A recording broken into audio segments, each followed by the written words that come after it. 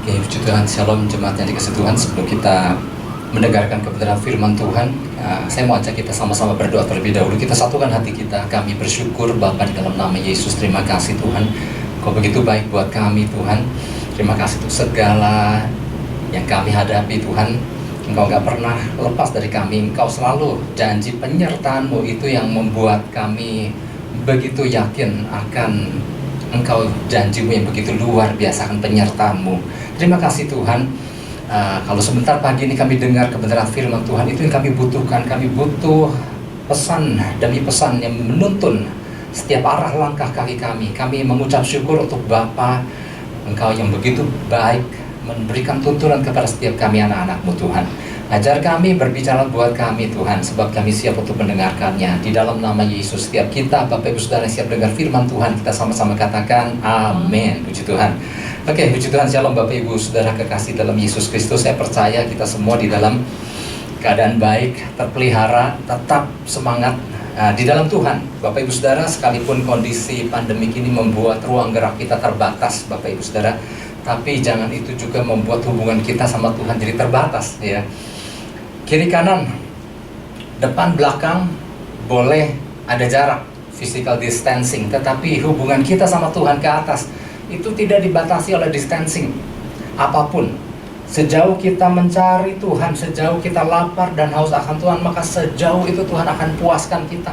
Sejauh kita mencari pengertian akan Tuhan, sejauh itu yang Tuhan singkapkan banyak hal kepada kita Bapak Ibu Saudara. Oleh sebab itu terus terkoneksi dengan Tuhan. Oleh sebab itu ya, semua tergantung sejauh mana, sebesar apa kerinduan kita sama Tuhan. Dan itu tidak bisa dibatasi oleh apapun juga ya. Fisik boleh terbatasi, hubungan sama Tuhan gak bisa sebetulnya kalau kayak memang kita haus akan Tuhan.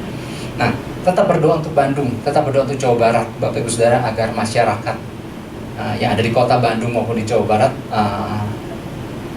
bergerak di dalam sebuah ketertiban, paham tentang aturan protokol kesehatan ya. Soalnya gini Bapak Ibu Saudara, beberapa waktu yang lalu kan kondisi Jawa Barat itu begitu bagus, kondisi Bandung begitu bagus, tetapi sejak beberapa waktu terakhir zona merah mewarnai kelurahan-kelurahan yang ada di kota Bandung ini ya. Sebenarnya Bapak Ibu Saudara, kalau kita perhatikan berita-berita yang terjadi akibat orang-orang yang terkena penularan itu sebetulnya apa sih yang penyebabnya? Kekurangan pengetahuan akan apa sih sebenarnya virus itu, dan kurang pengetahuan akan tentang protokol kesehatan. Sampai sekarang orang masih belum paham tentang menggunakan masker dengan baik ya. Belum paham tentang hal-hal itu ya, tentang cuci tangan dan lain-lain. Rokok masih jalan Bapak Ibu Saudara. Bahkan berita terakhir saya mendengar ada rombongan ibu-ibu mau arisan umur 80 sampai 85 tahun Bapak Ibu Saudara. Mereka memutuskan untuk arisan pergi ke tempat wisata sama rame-rame. Saya pikir mereka kurang bijak. Artinya mereka nggak paham usia 80 85 itu sangat rentan sekali ya. Ini yang pengetahuan ini yang perlu dibekali pada setiap orang. Nah, itu sebenarnya tips aja Bapak Saudara.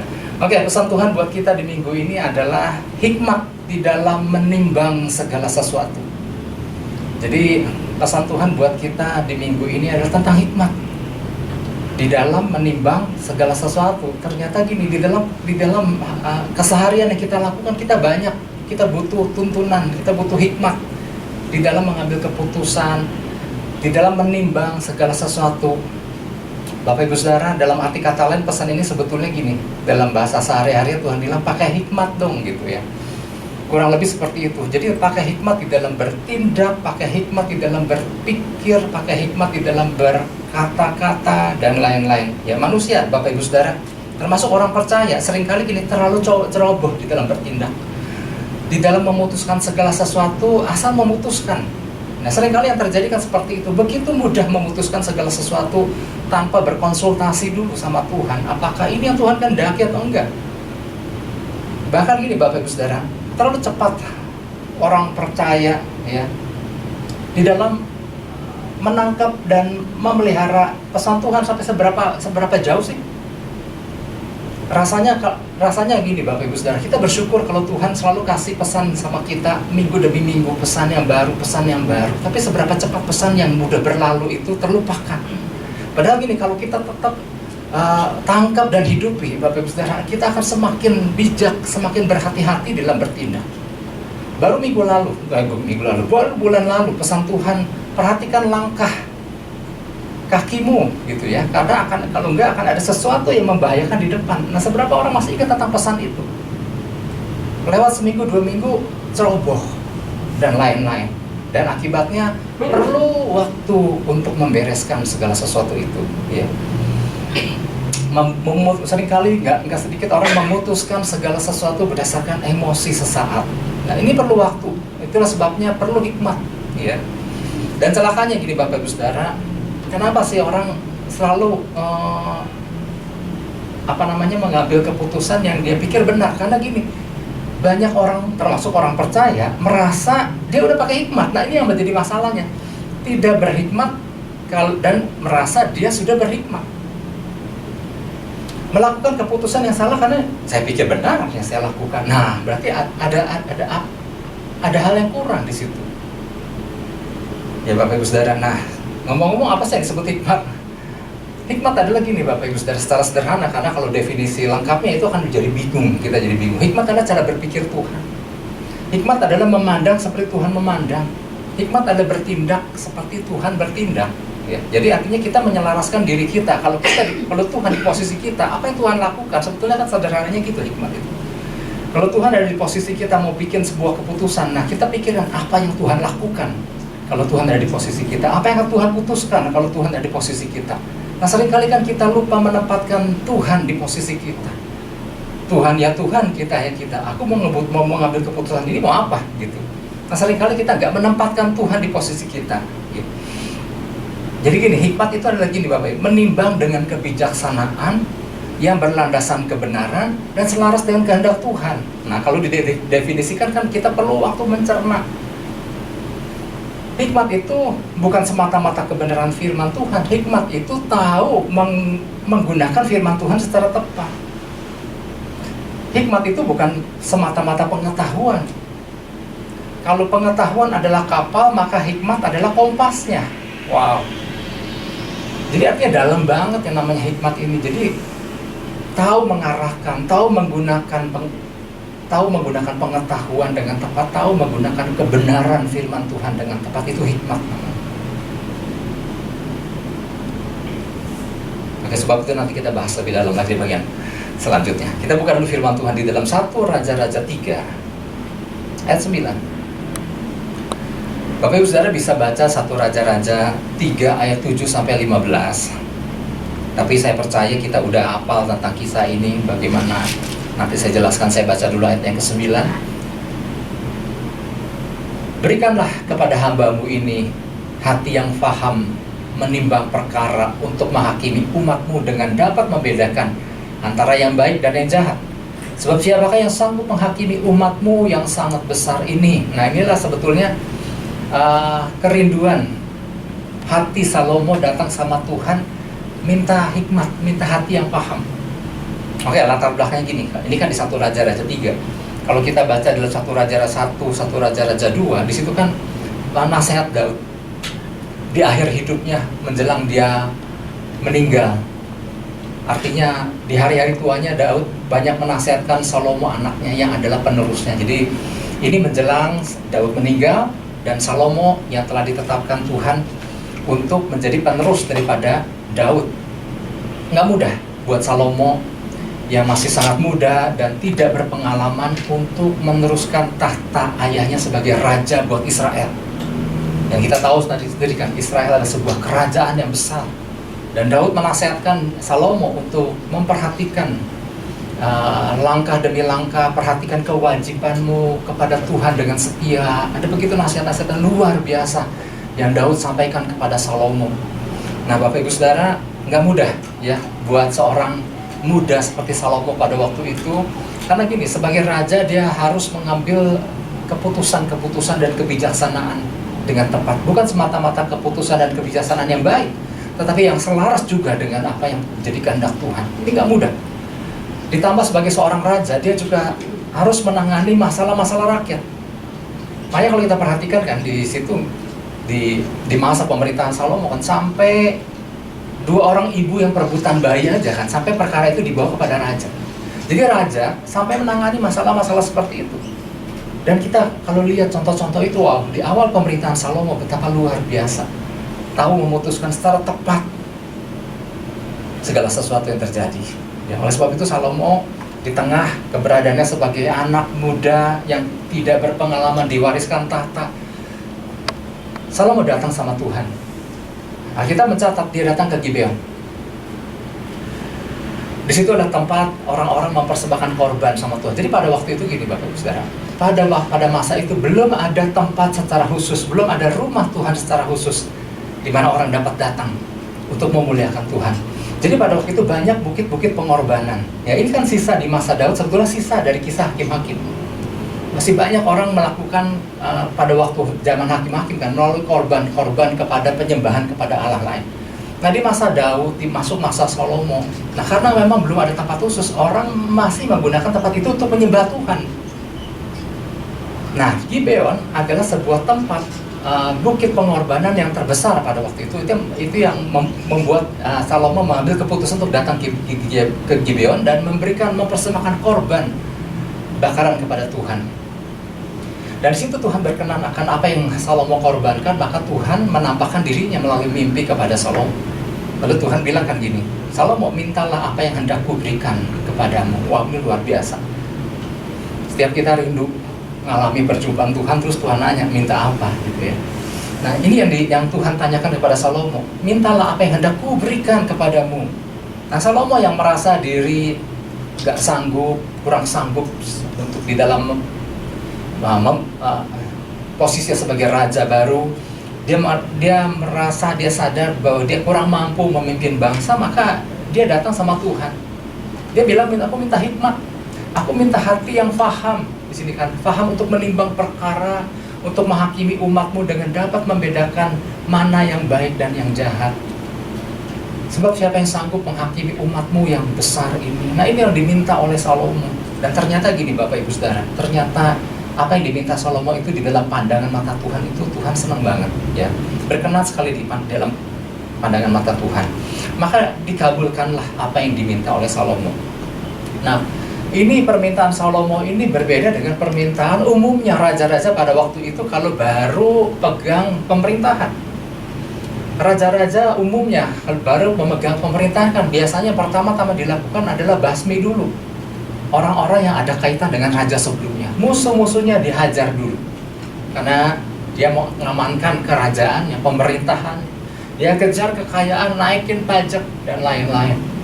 Nah tapi ini yang tidak dilakukan oleh Salomo. Yang dia lakukan adalah dia datang, aku perlu hikmat, aku perlu hati yang faham. Nah ini yang diminta Salomo Bapak Ibu Saudara. Nah ini yang jadi pesan Tuhan buat kita di minggu ini. Banyak orang percaya ternyata harus menanggung harga yang cukup mahal akibat dari langkah-langkah yang diambil dalam hidupnya tidak didahului dengan pertimbangan-pertimbangan yang tepat sebelumnya. Jadi ini harus diakui bahwa ternyata banyak termasuk orang percaya yang perlu waktu, perlu harga yang cukup mahal untuk membereskan dampak daripada keputusan-keputusan atau pilihan-pilihan yang harus dilakukan tanpa melibatkan hikmat Tuhan di masa sebelumnya. Dan akhirnya gini Bapak Ibu Saudara, jangan sampai waktu-waktu kita akhirnya banyak digunakan untuk membereskan kesalahan. Nah lewat pesan Tuhan ini Tuhan bilang pentingnya hikmat dari Tuhan. Ada banyak keputusan yang harus kita ambil, ada banyak pertimbangan yang harus kita buat Bapak Ibu Saudara. Dan Tuhan bilang minta hikmat, minta hati yang paham.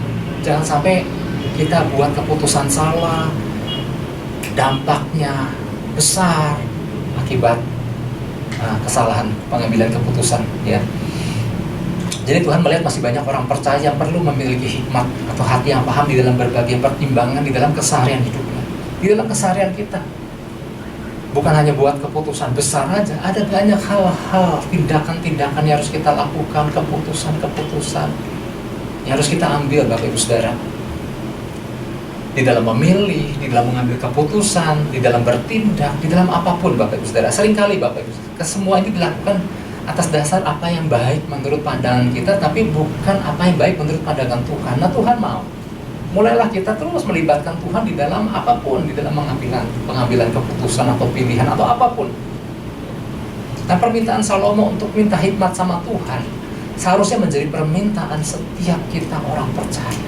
Kita butuh hikmat Bapak Ibu Saudara, dan Tuhan menawarkan, mintalah apa yang akan aku berikan. Bahkan di dalam Yakobus bilang minta hikmat kalau memang kurang hikmat. Nanti dijelaskan di bagian dalam apa sih yang disebut, apa yang dimaksud minta hikmat itu. Nanti dalam kehidupan sehari-hari kita diperhadapkan ada berbagai persoalan. Kita memerlukan hati yang bijak, ya. Rumah tangga yang tidak dibangun berdasarkan hikmat Tuhan akan apa? Akan menjadi rumah tangga yang rawan konflik Bapak Ibu Saudara. Pekerjaan-pekerjaan, pengambilan keputusan di dalam pekerjaan yang kita ambil, keputusan itu tanpa hikmat akan menimbulkan ujungnya keruwetan. Pergaulan termasuk pelayanan yang kita lakukan keputusan yang tanpa hikmat akan membuahkan apa? Problem, akan menimbulkan keruwetan, masalah dan lain-lain. Ya. Oleh sebab itu apa? Beberapa hal yang perlu kita perhatikan berkaitan dengan pesan Tuhan ini agar kita bertambah-tambah dalam hikmat Tuhan. Yang pertama adalah gini, memahami betapa pentingnya hikmat. Kita harus paham dulu pentingnya hikmat. Memahami betapa pentingnya hikmat Tuhan, maka kita datang memintanya dengan kesungguhan hati. Pertama-tama kita harus pandang dulu hikmat itu seberapa penting sih, seberapa bernilai sih hikmat itu. Karena gini, kalau dari pertama aja kita nggak menganggap hikmat itu sebagai sesuatu yang penting, mana mau datang minta sama Tuhan. Itulah sebabnya kita harus taruh dulu nih, hikmat ini seberapa penting sih. Kita buka firman Tuhan di dalam 1 Raja-Raja 3 ayat 10. Lalu adalah baik di mata Tuhan bahwa Salomo meminta hal yang demikian. Oh ternyata di mata Tuhan tepat sekali nih Salomo meminta hikmat. Nah Tuhan senang banget. Terus ayat 11. Jadi berfirmanlah Allah kepadanya, oleh karena engkau telah meminta hal yang demikian, tidak meminta umur panjang atau kekayaan atau nyawa musuhmu, melainkan pengertian untuk memutuskan hukum. Nah Bapak Ibu Saudara, baik di zaman dulu maupun di zaman sekarang, apa sih komoditas yang memiliki nilai tinggi? Dari sejak zaman dulu Bapak Ibu Saudara, hal yang bernilai tinggi itu apa sih? Komoditas yang sangat berharga, emas, perak, permata, itu adalah hal yang bernilai tinggi. Sampai saat sekarang pun nggak ada yang nolak kalau dikasih emas, Bapak Ibu Saudara. Ada yang nolak dikasih emas?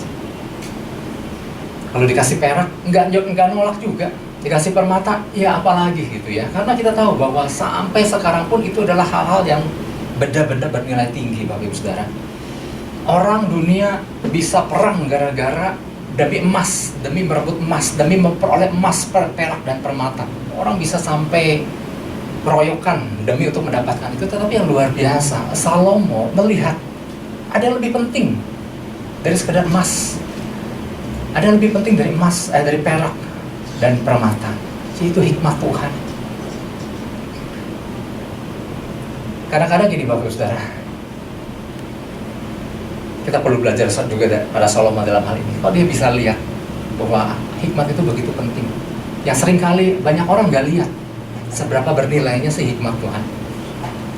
Sekarang kalau sampai hari ini pun apa yang dikejar oleh orang kebanyakan, waktu yang dihabiskan orang-orang sampai hari ini apa kira-kira? Menghabiskan waktu untuk mengejar istilahnya nih emas, perak, permata, atau waktu yang diluangkan untuk mengejar hikmat Tuhan? Mana yang seringkali banyak orang habiskan waktu-waktu itu? Sampai hari ini yang orang sering habiskan adalah di dalam pengejaran emas, perak, dan permata. Artinya lebih orang mengutamakan cari duit daripada cari hikmat. Padahal gini, Tuhan ini kan kita perlu paham prinsip ini. Waktu Salomo minta hikmat, Tuhan kasih hikmat. Dan kemudian Alkitab bilang, kemudian setelah Tuhan kasih hikmat, Tuhan kasih kekayaan, Tuhan kasih umur panjang Salomo, Tuhan kasih segala kemuliaan. Kalau Salomo hanya kejar kekayaan, hanya minta nyawa musuh, hanya minta umur panjang, mungkin Tuhan kabulkan itu, tapi tidak bersama hikmat. Tapi waktu Salomo minta hikmat, Tuhan kasih bonusnya, kekayaan, umur panjang, dan nyawa musuh. Ternyata gini, kalau kita paham prinsip ini, kenapa sih Tuhan kasih bonus-bonus yang begitu luar biasa? Karena ini kalau orang udah punya hikmat, Tuhan gampang kok tinggal kasih kekayaan, karena orang yang punya hikmat Tuhan, ini hikmat Tuhan, maka dia bisa mengelola kekayaan itu dengan baik dan untuk kepentingan kerajaan surga tentunya. Maka Tuhan gak segan-segan kan. Hikmat, ketika orang ngerti tentang hikmat, Tuhan kasih umur panjang. Kenapa? Orang udah punya hikmat, kasih umur panjang, maka waktu-waktu yang akan dihabiskan dalam hidupnya akan adalah melakukan perkara-perkara yang memuliakan Tuhan. Gak ada orang yang mengerikan adalah gini kan, udah jahat umur panjang lagi gitu ya. Tetapi Tuhan kan gini, ketika kalau tahu seseorang memiliki hikmat, maka Tuhan akan perlengkapi dia dengan segala yang baik, melakukan hal yang Tuhan kehendaki di bumi ini. Banyak kan orang pintar.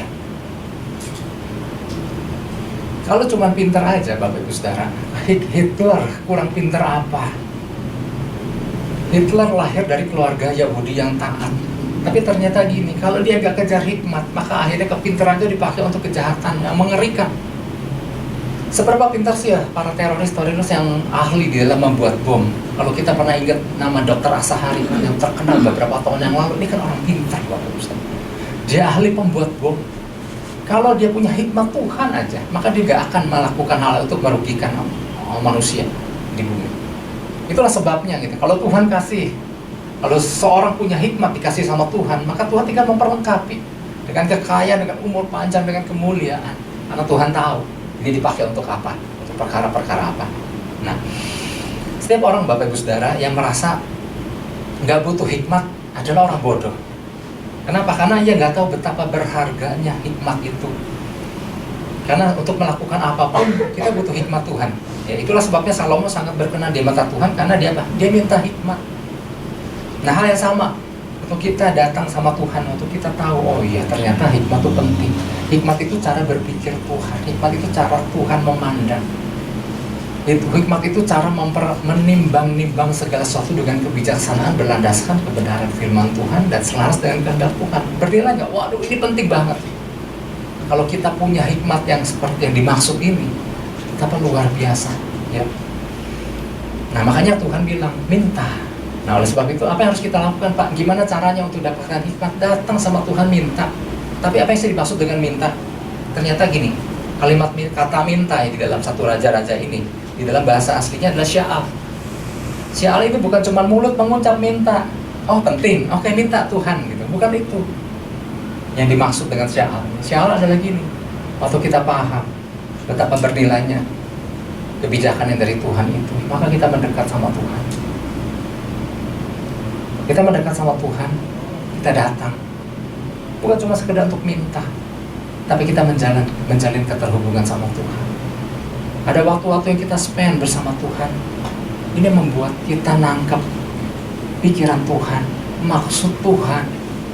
Jadi hikmat itu nggak lepas dari yang namanya kehendak Tuhan. Dan kehendak itu didapat waktu lewat pergaulan, lewat keterkoneksian seseorang sama Tuhan.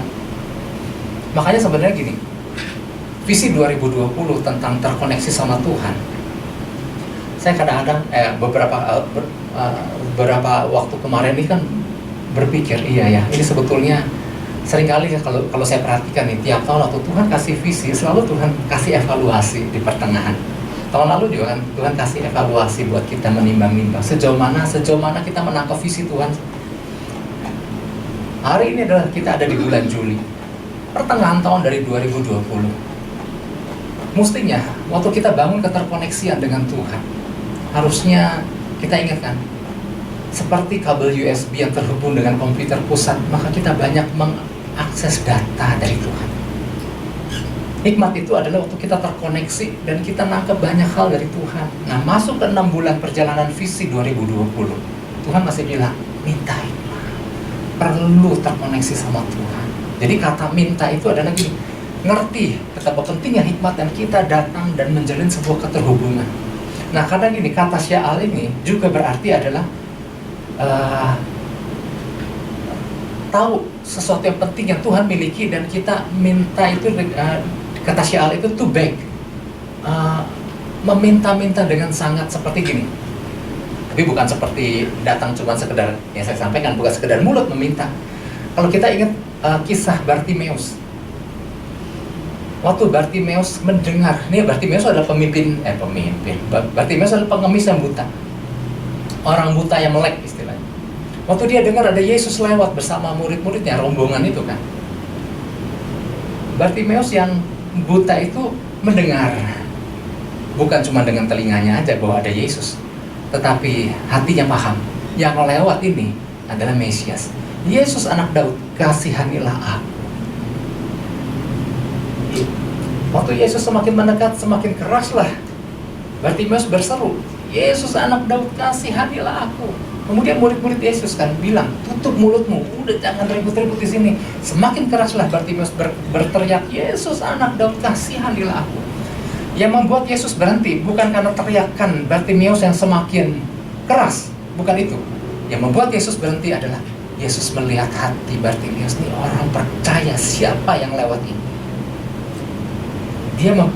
Yesus paham yang berteriak adalah orang yang mempercayai bahwa Yesus adalah Mesias dan dia minta sesuatu. Maka Yesus bilang, apa yang hendak aku berikan kepadamu? Ternyata bukan uang yang diminta Bartimeus. Dia minta matanya dicelikan. Nah, kerinduan seperti inilah yang menjelaskan kata sya'al. To beg, bukan cuma meminta-minta, tetapi lahir dari hati yang mempercayai siapa pribadi yang dia datangi untuk dia mintai. Kalau kita butuh hikmat, maka dengan sebuah kerinduan yang sungguh datang kepada Sang Empunya hikmat, belajarlah di situ, jalinlah keterhubungan. Di Perjanjian Baru, surat Yakobus juga menuliskan, Yakobus 1 ayat 5, kalau engkau kurang hikmat, mintalah. Ya. Nah, kita buka dulu, oke di sini ada ya. Tetapi apabila di antara kamu ada yang kekurangan hikmat, hendaklah ia memintakannya kepada Allah, yang memberikan kepada semua orang dengan murah hati, dengan tidak membangkit-bangkit, maka hal itu akan diberikan kepadanya. Jadi salah satu surat hikmat di Perjanjian Baru adalah Yakobus. Yakobus banyak bicara soal hikmat. Dibuka di pasal pertama memang. Ya, kalau ada yang kurang hikmat, mintalah. Nah, hendaklah memintakannya. Nah, kata memintakannya, nah ini kan bahasa Yunani nih, aiteo. Aiteo adalah sama. Ada sebuah kerinduan, ada sebuah desire. Kemudian datang untuk meminta dan to beg, untuk meminta dengan sebuah hati yang sungguh percaya kepada siapa dia minta. Ternyata sama, sya'al dan aiteo ini sama. Nah, tapi ada pesannya, ayat 6 di sini, Yakobus 1 ayat 6. Hendaklah ia memintanya dalam iman dan sama sekali jangan bimbang, sebab orang yang bimbang sama dengan gelombang laut yang diombang-ambingkan kian kemari oleh angin. Jangan dua hati. Tuhan tahu kok, kalau orang datang sama dia butuh Tuhan, siapa sih yang gak butuh Tuhan? Semua orang percaya pasti butuh Tuhan. Tapi Tuhan tahu hati semua orang percaya. Apakah sungguh butuh Tuhan? Atau butuh tapi karena banyak serep. Tuhan gak ngasih pun aku banyak cadangan. Tuhan gak ngasih pun aku bisa minta tolong sama si A, si B, si C. Nah kan gini, hati yang mendua gini adalah hati yang banyak serepnya. Aku minta hikmat Tuhan. Kalau gak kasih ya udah, aku juga banyak cara gitu. Nah Tuhan tahu banget hati yang memang sungguh-sungguh mendambakan itu hikmat Tuhan. Dan kemudian mau jalin keterhubungan. Nanti di poin kedua kita akan lebih jelas lagi seperti apa. Tapi yang pertama adalah memang kita harus minta dengan kesungguhan hati. Jangan dua hati. Karena orang mendua hati sama dengan apa? Gelombang laut yang diombang-ambingkan kian kemari.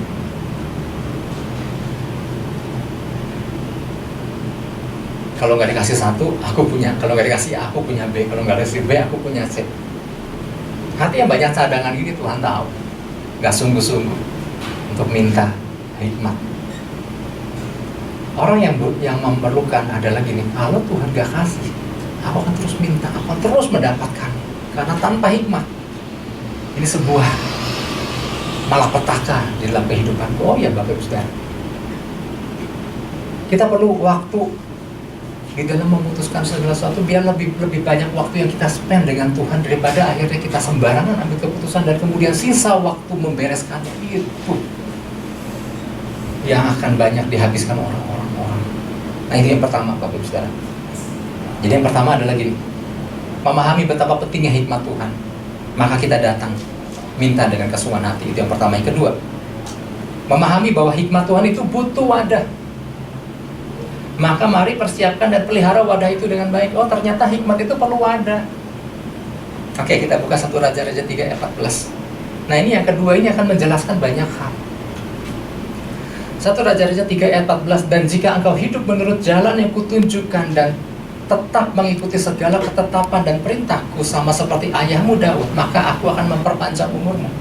Jadi setelah Salomo dapat hikmat dan Tuhan kasih perlengkapi dengan kekayaan, umur panjang dan segala hal yang luar biasa, itu Tuhan berpesan, kalau engkau hidup menurut jalan yang kutunjukkan dan tetap mengikuti segala ketetapan dan perintahku. Jadi istilahnya gini, hikmat itu sesuatu yang bernilai, perlu ditaruh di sebuah wadah yang sepadan dengan barang yang bernilai di dalam. Kalau hikmat itu lebih daripada di kitab Amsal dituliskan di Amsal 2 ayat 13-14, hikmat itu lebih berharga daripada emas, perak, dan permata. Kita punya cincin emas aja, punya batu permata aja istilahnya, kita taruh di mana? Di kulkas kah? Kita taruh di atas meja, kemudian kita pergi? Enggak. Di mana kita taruh itu perhiasan? Di mana kita taruh barang yang berharga? Di mana kita taruh barang yang buat kita itu berharga? Uang. Apakah kita taruh sembarangan? Enggak, kita taruh di tempat yang sepadan dengan nilai benda yang berharga itu. Kalau kita punya sedikit barang berharga, kita akan taruh di tempat yang aman, yang sepadan dengan nilai benda itu. Kalau itu batu permata, kalau di toko-toko kan kita suka lihat ada tempatnya khusus untuk batu permata itu, ada wadahnya yang sepadan. Nah, kalau hikmat itu bahkan lebih berharga dari emas, perak, dan permata. Ternyata hikmat itu perlu wadah. Hikmat ditaruh di mana? Hikmat ditaruh di hati. Nah, nilai wadah itu harus sepadan dengan nilai hikmat yang kita minta sama Tuhan itu. Makanya gini, kenapa Tuhan kasih hikmat sama Salomo? Ternyata gini, waktu awal pemerintahannya, Salomo benar-benar dia butuh Tuhan. Dengan segala kerendahan hati, dia minta sama Tuhan, Tuhan, aku gak mampu, aku butuh, aku masih muda, aku kurang berpengalaman. Aku pengen menjalankan sebuah pemerintahan yang menyukakan hatimu, dan itu Tuhan pandang. Oh, hati yang seperti ini layak dikasih hikmat sama Tuhan. Nah, oke, kita bicara sekarang gini. Wadahnya apa sih? Wadahnya adalah hati yang takut akan Tuhan. Nah, kalau ada orang bertanya, Pak, katanya Salomo hikmatnya itu luar biasa. Betul, Alkitab mencatat sebelum Salomo dan sesudah Salomo gak pernah ada lagi raja yang memiliki hikmat sedahsyat itu. Katanya punya hikmat yang begitu dahsyat. Kenapa? Dia punya istri 700, gundik 300. Kemudian dia akhirnya menyembah berhala istrinya. Nah, di sini kita baru belajar sesuatu, Bapak Ibu Saudara. Di akhir hidupnya, kerajaan Israel terbelah dua, utara dan selatan, akibat perbuatan Salomo yang salah. Hikmat sudah menjauh daripadanya. Kenapa? Nah, yang pertama, wadahnya itulah hati yang takut akan Tuhan. Nah, kita lihat nih, Salomo sadar, maka dia tulis di Amsal nasihat-nasihat betapa pentingnya seorang memiliki hati yang takut akan Tuhan. Maka Salomo di dalam Amsal 9 ayat 10 bilang begini, permulaan hikmat adalah takut akan Tuhan, dan mengenal yang Maha Kudus adalah pengertian. Jadi Salomo belajar banyak. Kalau kita perhatikan di Amsal yang dia tulis, kalau kita perhatikan di pengkhotbah yang dia tulis, itu adalah pembelajaran yang dia udah alami. Jadi ternyata hikmat itu gak bisa ditaruh sembarangan. Sama dengan batu permata yang gak bisa ditaruh sembarangan. Hikmat itu perlu ditaruh di hati yang takut akan Tuhan. Maka baru bekerja itu hikmat. Kita datang minta hikmat sama Tuhan, hati dibiarkan tetap jahat misalnya. Hikmat itu gak bekerja di hati yang jahat. Hati yang takut akan, hikmat bekerja dalam hati yang takut akan Tuhan. Oke, terus apa lagi? Kriteria wadah yang selanjutnya adalah hati yang memiliki kerendahan hati. Hati yang memiliki kerendahan hati. Hati yang rendah, kalau bilang nggak enak ya hati rendah. Hati yang rendah hati. Seperti Salomo kan. Apa sih dimaksud dengan rendah hati ya?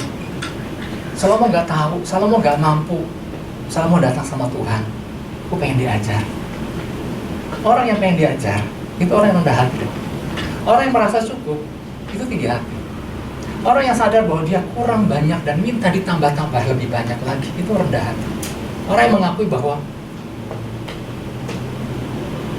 dia banyak nggak tahu, oleh sebab itu perlu dia dikasih tahu. Dia nggak ngerti banyak, oleh sebab itu butuh dikasih pengertian.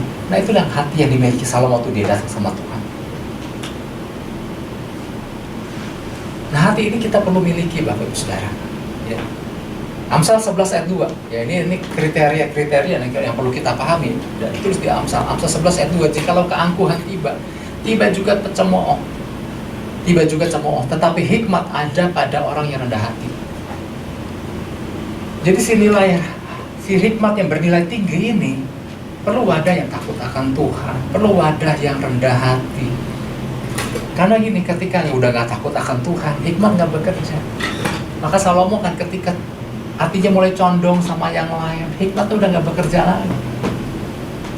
Ketika gak rendah hati lagi, hikmat udah gak bekerja lagi. Karena dia butuh wadah yang nilainya sepadan dengan isi yang di dalamnya. Yang menarik ini, kita kembali dulu ke 1 Raja-Raja 3 ayat 9. Kan Salomo minta ya. Kalau kita mau lihat nih contoh kerendah hatian Salomo. Berikanlah kepada hambamu ini hati yang paham menimbang perkara untuk menghakimi umatmu dengan dapat membedakan yang baik dan yang jahat. Kalau kita baca selewat kayaknya bodoh banget ya.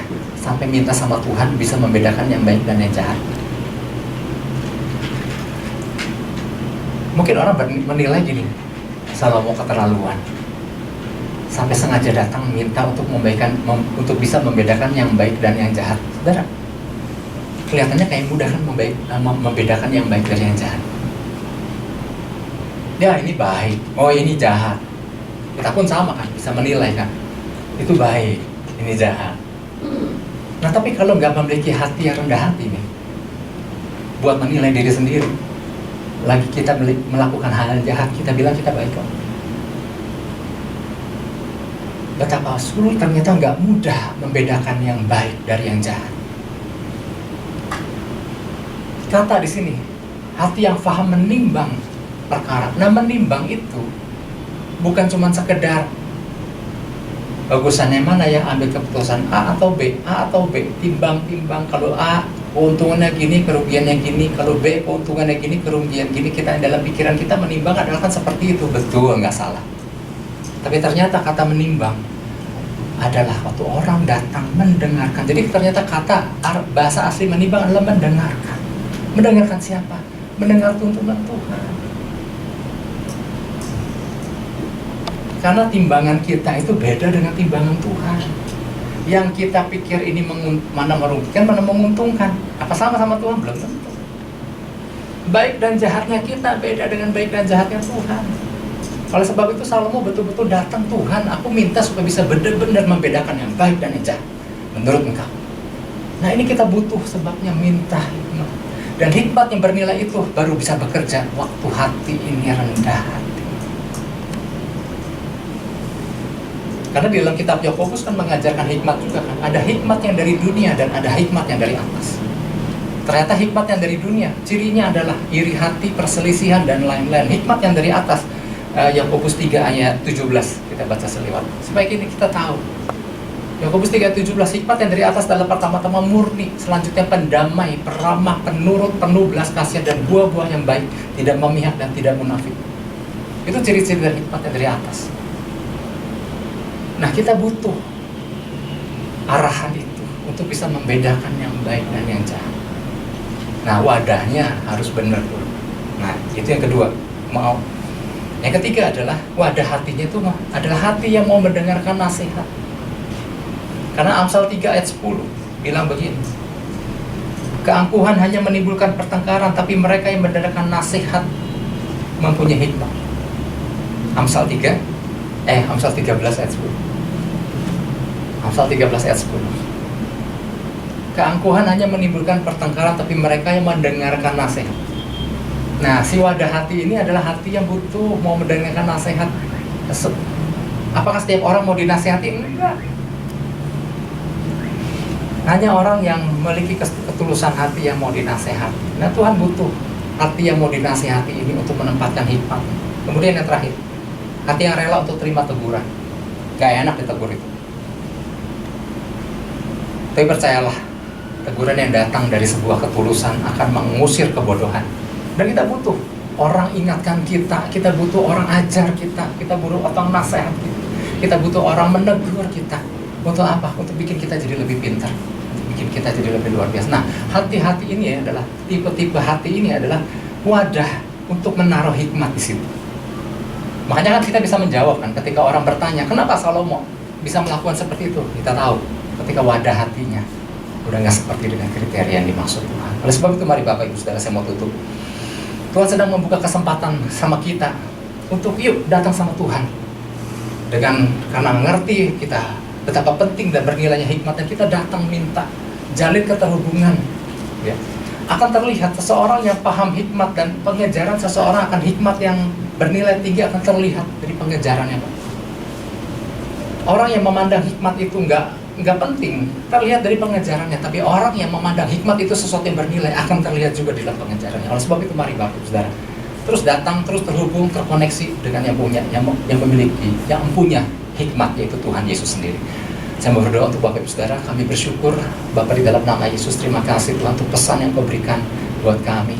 Betapa kami butuh hikmat-Mu ya Bapak. Ada begitu banyak hal yang harus kami putuskan, hal-hal yang kami harus lakukan. Ada banyak pertimbangan yang harus kami kerjakan Tuhan. Kami butuh hikmat yang daripada-Mu, dan kami datang kepada Engkau yang mempunyai hikmat. Kami mau jalin keterhubungan, kami mau nangkep apa yang menjadi isi hati-Mu, apa yang menjadi kehendak-Mu dalam sebuah perkara yang kami hadapi. Terima kasih Tuhan, berkati seluruh jemaat-Mu semua dalam pemeliharaan, kekuatan, kesehatan, perlindungan yang daripada-Mu Tuhan. Berkati usaha dan pekerjaan yang apa saja dikerjakan, Tuhan sertai dan buat berhasil. Berkati rumah-rumah tangga daripada umat-Mu ini. Terima kasih Bapa, di dalam nama Yesus kami mengucap syukur. Haleluya, amin. Puji Tuhan, Tuhan berkati.